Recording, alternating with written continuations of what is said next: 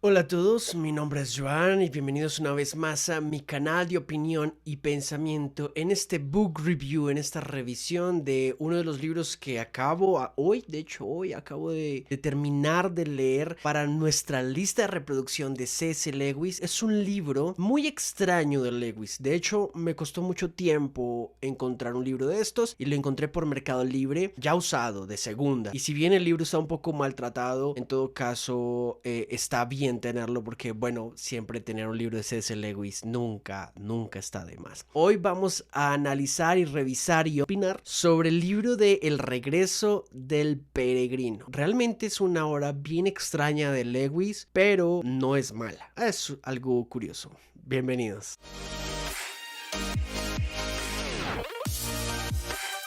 Este no es un libro nuevo, yo no lo pude comprar nuevo, durante mucho tiempo lo estuve buscando nuevo, de hecho miren, está algo lastimadito y lo encontré en Mercado Libre, alguien lo estaba vendiendo por un precio bastante justo y lo compré porque es un libro extraño de Lewis. ¿Y por qué digo extraño? Porque no se encuentra fácilmente, o sea, no es un libro que tú encuentras en cualquier librería por allí, y si bien es de Planeta, que es una gran editorial, no se encuentra fácil y créanme, no lo pude haber hecho mejor porque es que no sé si en otros países sea más sencillo encontrar este libro de Lewis, pero de verdad, aquí en Colombia no me resultó fácil, así que pasé meses buscándolo, lo conseguí y bueno, recientemente me puse a leerlo. Es un libro que uno creería que le sigue a las Crónicas de Narnia porque de hecho el diseño, los colores, todo parecería ser parte de las Crónicas de Narnia, pero no.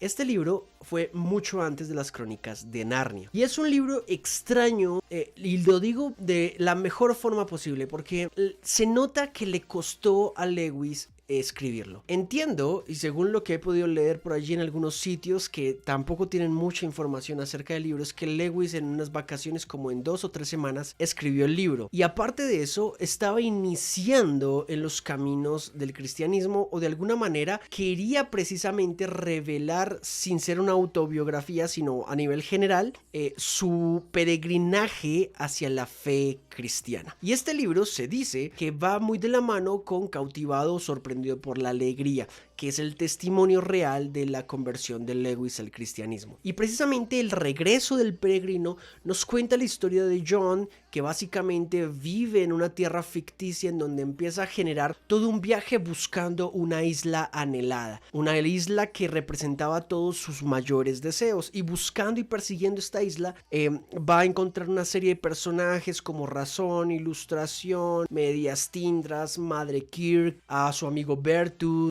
va a encontrar a algunas personas que representan a ciertos filósofos de ciertas épocas, entre otras cuestiones. Así que es un viaje algo difícil de entender si no te lo tomas calmado. Yo creí que el libro me iba a tomar menos tiempo, pero me tomó un poco más porque me tocó releerlo, porque ciertamente se nota que Lewis, si bien escribió capítulos muy cortos, le costó transmitir el mensaje. ¿Y por qué sé que le costó? Porque de hecho esta versión de Planeta, en la parte final, introduce una pequeña revisión, unos pequeños comentarios de Lewis 10 años después de haber sido publicada, por allá para 1935 más o menos, es que fue publicada 1935 si no estoy mal. Cuando la revisó, él aceptó que tuvo varios errores, un exceso de oscuridad, aunque para mí la obra no es oscura, o no es, o sea, su escritura no es que sea fácil de leer, pero tampoco es que sea completamente difícil de entender el propósito de esa escritura, si me hago entender. Y esta obra en específico me pareció atractiva por lo misteriosa que es, y digo misteriosa por lo mismo, porque no es un típico Lewis, ¿vale? Pero podemos entenderlo si sabemos y tenemos en cuenta que esta es una obra previa a las Crónicas de Narnia, previa a la trilogía cósmica.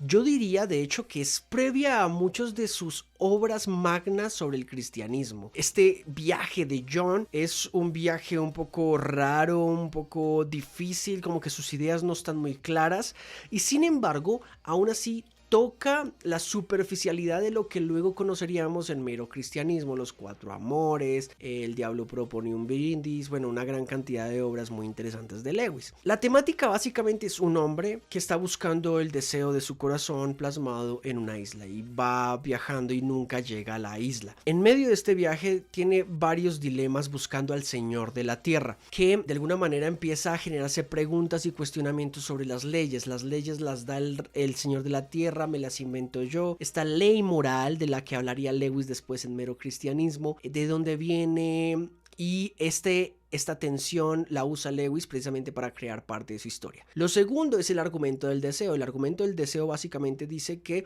si no encuentras nada en este mundo que te pueda satisfacer es porque probablemente estás creado para algo mayor a este mundo, o el deseo que vas a buscar satisfacer no puede encontrarse en este mundo, se encuentra en algo superior a este mundo. Y ese es otro argumento que Lewis hace precisamente para motivar el peregrinaje de John hacia esta isla de su deseo, ¿no? Y en tercer lugar habla del problema del mal. O sea, básicamente al final del libro va a generar un problema, unos pequeños diálogos acerca de por qué existe el agujero negro, que para estas tierras o para este cuento, para esta historia, es como el infierno, el lugar a donde van los malvados. Y John obviamente dice, si el Señor de la Tierra puede evitarle el sufrimiento a la gente, ¿por qué no lo hace? ¿Por qué no lo evita?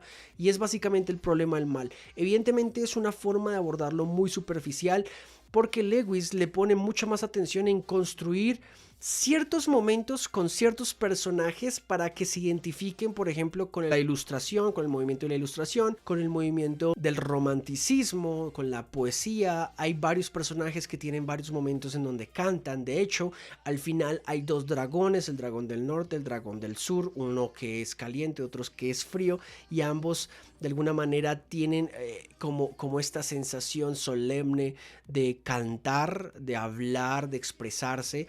Y creo que Lewis de alguna manera, y por su amor a la poesía, ingresa esta poesía en ciertos aspectos que en algún momento de verdad le sirven, pero en otro parece ser muy misterioso. Sinceramente creo que Lewis quiso decir mucho y pudo haber llegado a decir muy poco. O sea, de la obra puedes entenderla.